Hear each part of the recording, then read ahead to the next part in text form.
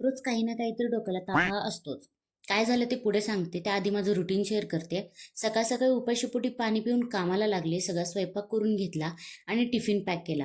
म्हटलं आता थोडा वेळ आहे, निवांत बसून चहा प्यावा. मग माझ्या लक्षात आलं मी तर टिफिनमध्ये काकडी पॅक केलीच नाही.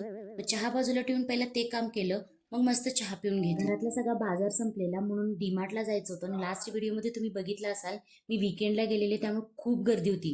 पण यावेळी ठरवलं वीकडेजला जायचं. मध्ये गेल्यावर खरेदी करताना तर खूप भारी वाटतं, पण काउंटरला आल्यावर जेव्हा बिल हातात येतं तेव्हा आपल्याला घाम फुटतो. बिल आहे की 7-12 उतारा. शेवटी त्या बिलाचा विषय मिटवला आणि घरी आलो. आज मी बनवली होती मेथी मटर मलाई. पहिल्यांदाच बनवली होती, पण टेस्टला म्हणाल तर एकदम भारी झालेली. दुसऱ्या दिवशी आम्हाला सकाळी लवकर गावी यायचं होतं म्हणून म्हटलं लवकर सगळं आवरावं. तोपर्यंत आम्हाला वेंडरचा कॉल आला. इंडियातले कारागिरी म्हणजे शेवटच आहेत. रात्री 9:30 वाजता त्यांना किचनचं काम करायचं कारण नंतर ते अवेलेबल नव्हते म्हणे. मग काय 9:30 वाजता आम्ही फ्लॅटवरती गेलो, सगळं काम वगैरे आवरलं आणि हे सगळं करता करता घरी रिटर्न यायला आम्हाला अक्षरशः 11:30-12 वाजले. असा होता माझा हेक्टिक दिवस.